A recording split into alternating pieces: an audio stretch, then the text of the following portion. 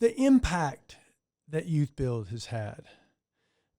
Take me through that. I mean, I've seen, one of the big things that I get a kick out of and get very fulfilled with is when you have those graduation ceremonies, which is something you and your team, Christina, did to really make it a lot of pomp and circumstance, because, and the grandparents and neighbors, man, they fill that Union Hall up. Yeah. When you have guest speakers, you've had Killer Mike, for crying out loud, come and address people. You've had counselors, you've had people in city government. It's really an inspiring thing to watch those kids graduate and watch the pride they have when they move that tassel from one side to the other. Talk to me about the impact of YouthBuild. Yeah, well, first of all, we'll say Killer Mike's been an unbelievable advocate for our program. And he's brought Tito's Vodka in, who has gave money and others. But anyway, he's been great.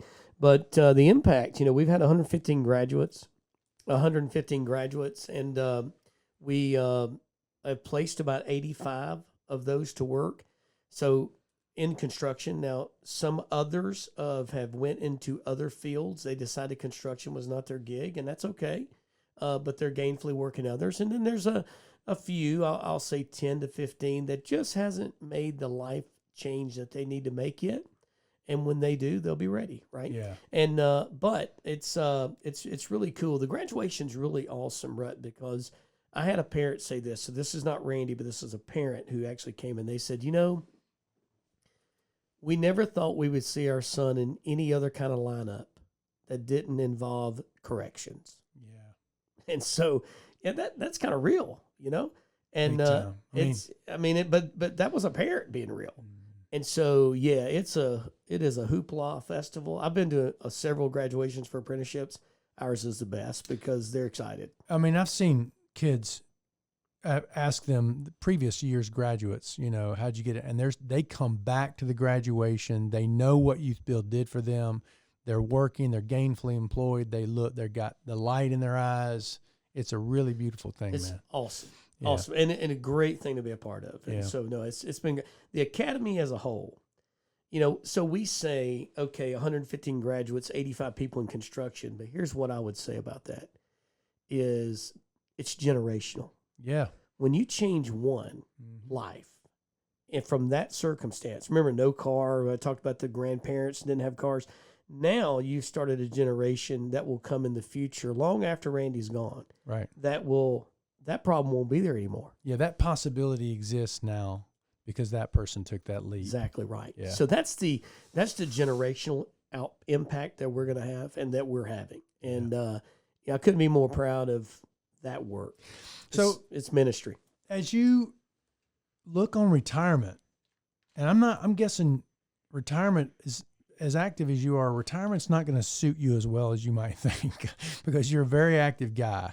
But I want to circle back to your career for a minute. We talked about you going into sheet metal and becoming a Local 85 member and then ultimately becoming an organizer. What happened after that point? So that was as a third-year apprentice. I was chosen for that program, Youth to Youth. It was a 6-month program. So I was only going to be there 6 months. And so I was still an apprentice. Uh-huh. And when I got done with that, rather than go back to Mike Kelly, who was in the service department, think of service department like tenant work, right? Yeah. Very good conditions, yada, yada.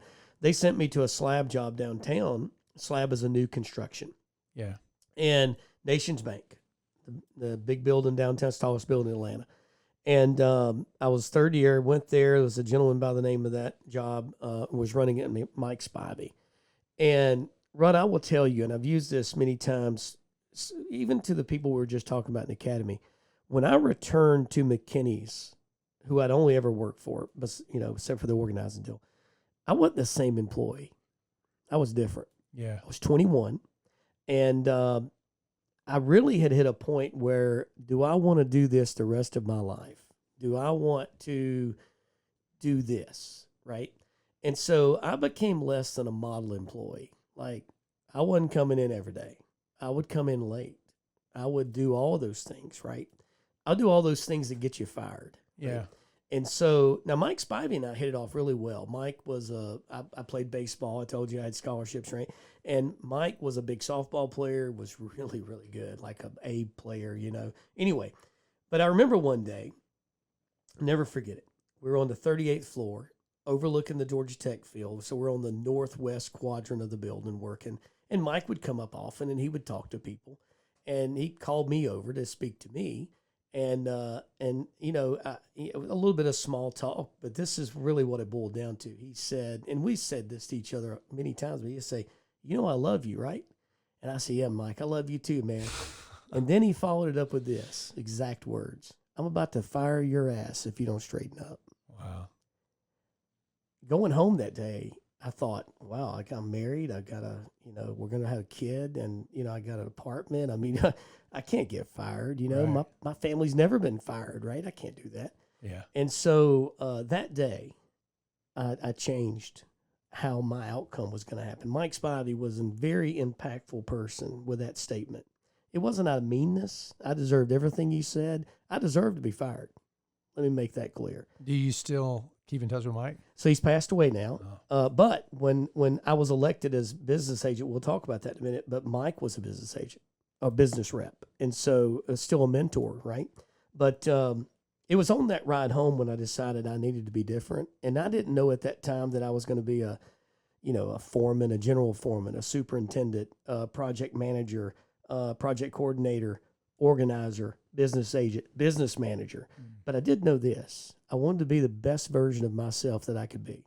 And I wasn't it, right? So that was the first impactful moment. How old were you? I was 21. And so a couple of years go by, that job winded down. And by the way, when I changed who I was, I stayed to that job to the end. I was one of the last 4 people on the job, was the punch crew, right? And then they had, McKinney's was going to send me to the shop. Now, my brother ran the shop, and they was going to send me there to be a welder because I've hidden this fact for a long time, but I'm a pretty good welder, okay?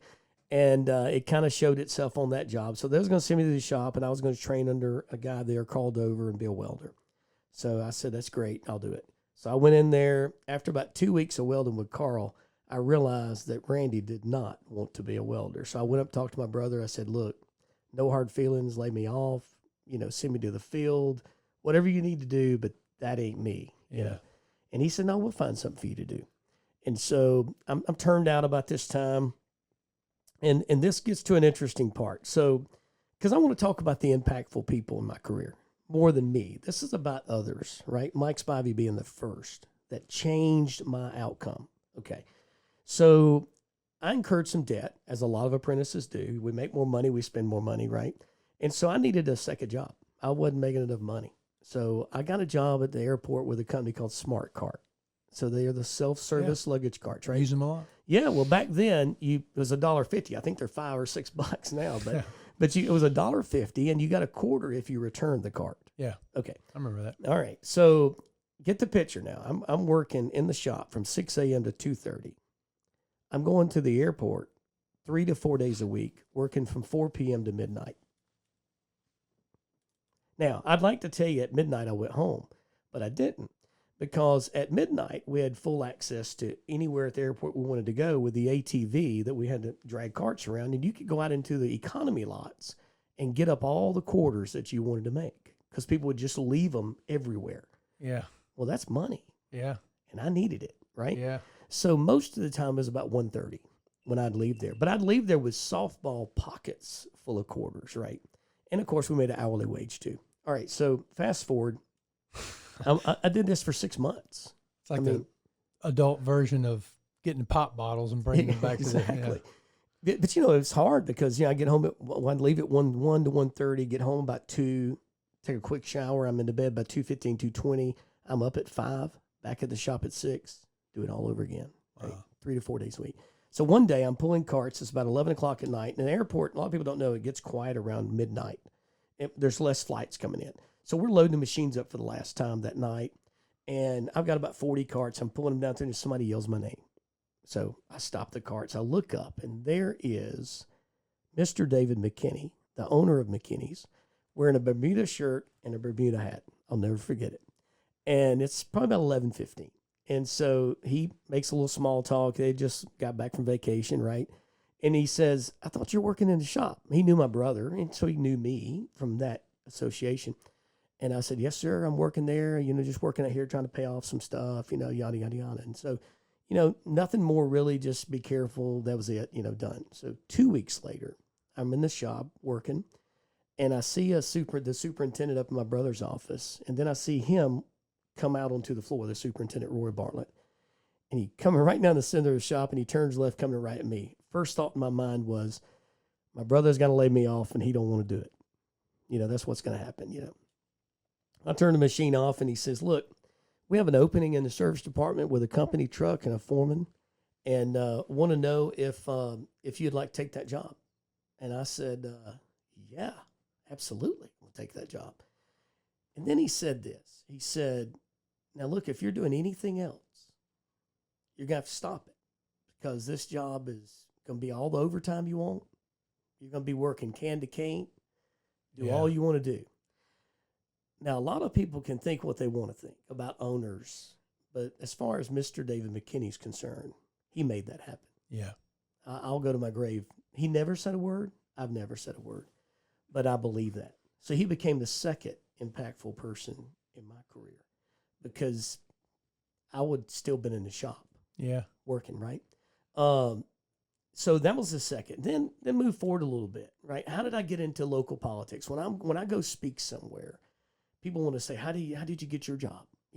They want my job, right? How do I get your job? Right. Well, first of all, it takes a lot of people, and it's more than just you. You got to put forth effort, and I'm giving you those examples because I want it to be an encouragement to others, because you need to understand that life is more about others than it is yourself.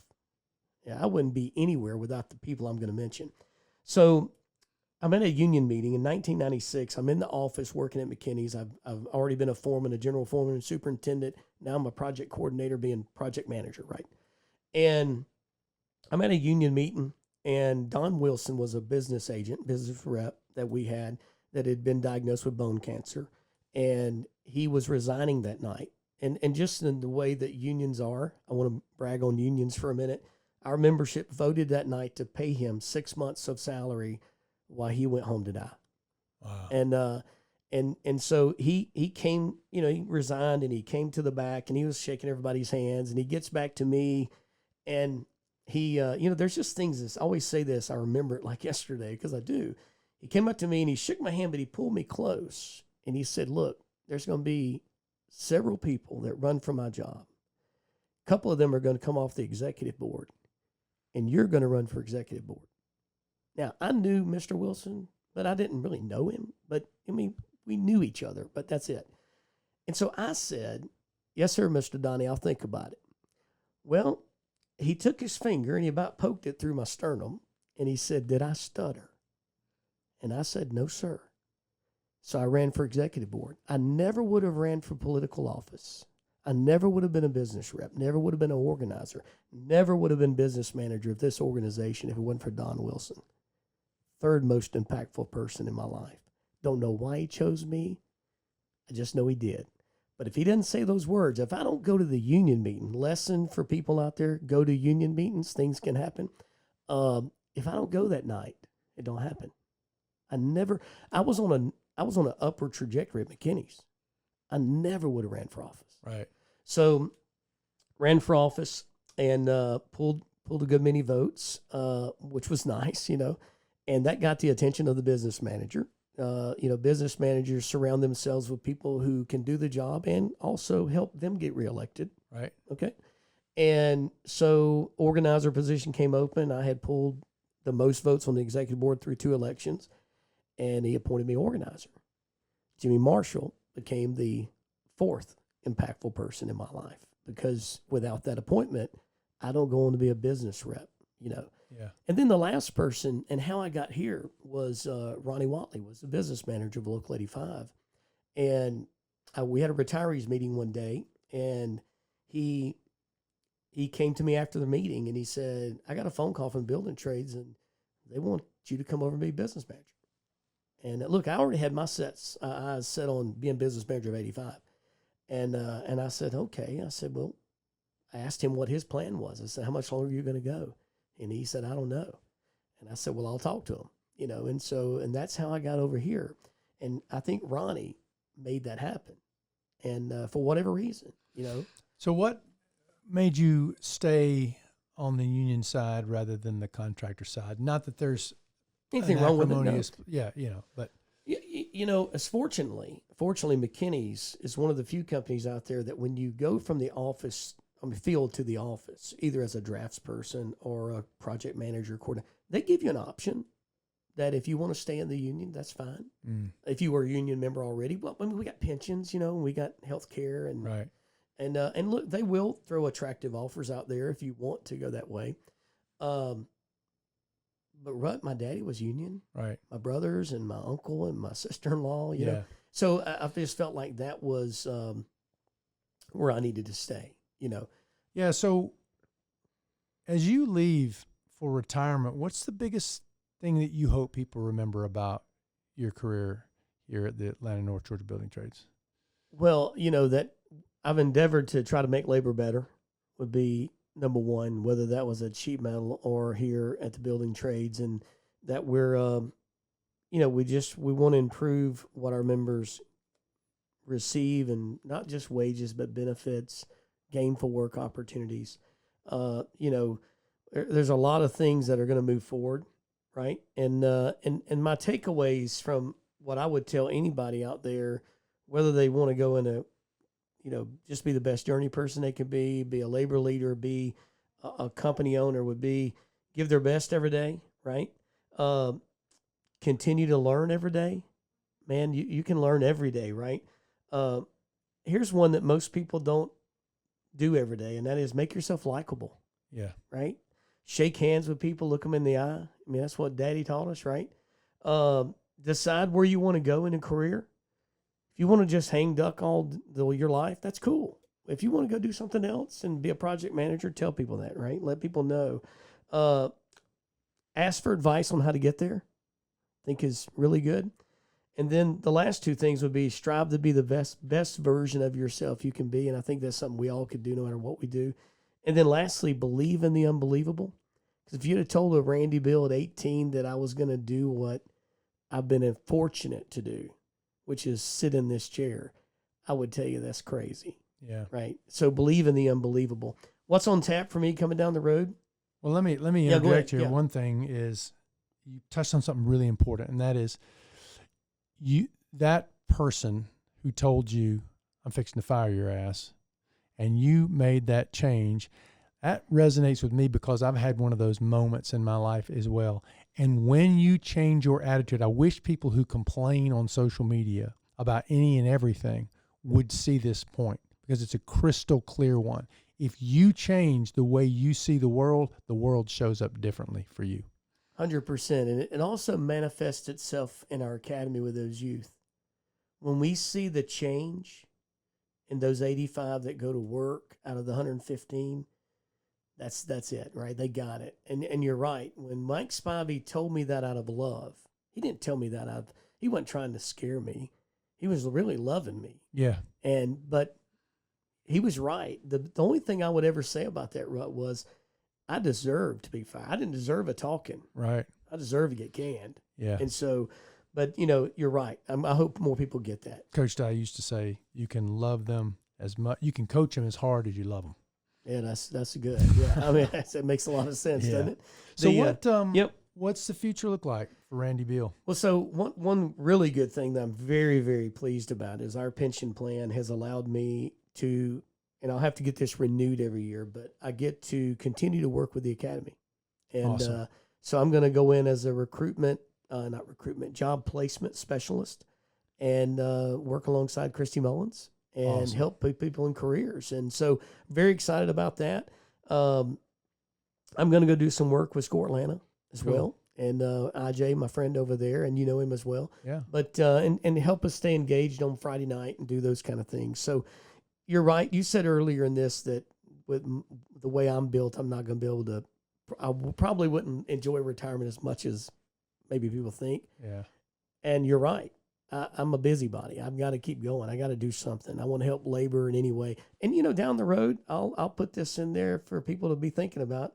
But I am contemplating running for political office, and that might be on the horizon. I don't know when or where. Well, I know where, probably Georgia, but I don't know when exactly, but Yeah. it may be closer than people think. You'd be good at it.